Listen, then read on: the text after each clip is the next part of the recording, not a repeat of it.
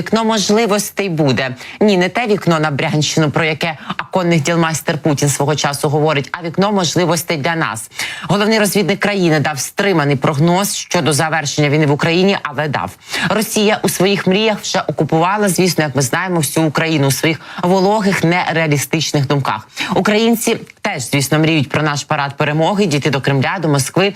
Обидві мрії мають мало спільного з реальністю, застерігає очільник Головного управління розвідки Міністерства оборони України Кирило Буданов. І хоча голова ГУР обережно ставиться до прогнозів, він вважає, що Україна у війні з Російською Федерацією буде мати вікно можливостей, серед яких не виключається і розпад Росії на дрібні частинки. Про це він розповів в інтерв'ю для Washington Post. Буданов is the Dark Prince of the Ukraine War. Ось так його називають аналітики видання Washington Post. Бачите, що Буданов – темний принц української війни. Так і запишемо.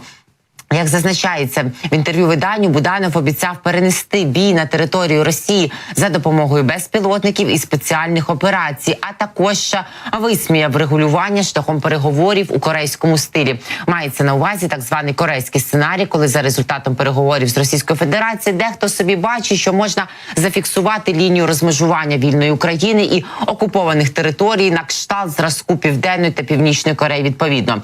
Вже у червні Росія може почати великий наступ, щоб спробувати захопити всю територію Донецької та Луганської областей. Після цього росіяни зосередяться на президентських виборах у Сполучених Штатах Америки та їхніх наслідках, прогнозує очільник ГУРМО Кирило Буданов. До інавгурації американського президента вони намагатимуться захопити якомога більше територій Донецької та Луганської областей, сказав він в інтерв'ю The Washington Post, зазначивши, що Російська Федерація може сподіватися, що Дональд Трамп в разі перемоги ратифікує їхні досягнення, так би мовити. Зазначається також, що Україна теж планує нові транскордонні атаки з боку російських добровольців, які діють всередині Російської Федерації за підтримки ГУР. Крім того, готуються нові операції із застосуванням безпілотників. Ми запропонували план, спрямований на зменшення російського потенціалу. Він охоплює багато аспектів, наприклад, військову промисловість, критично важливі військові цілі, їхні аеродроми, їхні командно-диспетчерські пункти, пояснив Буданов. Бачите, будь-їм біть.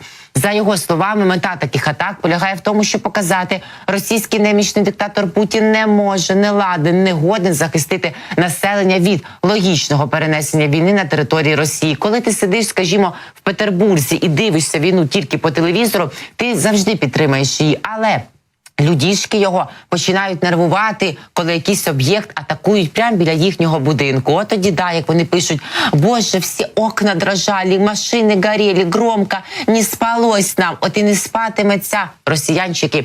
Також Буданов продемонстрував зображення, на яких жителі російського Білгорода оглядають пошкодження місцевих будівель, скролячи свою стрічку в Телеграмі. За його словами, більше частину руйнувань спричинили саме російські зенітні ракети С-300, випущені по українських безпілотниках. Шойгу хорош бомбить Росію. Насправді шкода, завдана цими зенітними ракетами, набагато більше, ніж шкода, яку потенційно може завдати безпілотник. Тим паче, що наші безпілотники летять винятково по воєнних законних цілях на території країни-агресорки. Що ж детальніше, що ще сказав Буданов в інтерв'ю The Washington Post, давайте разом і почуємо.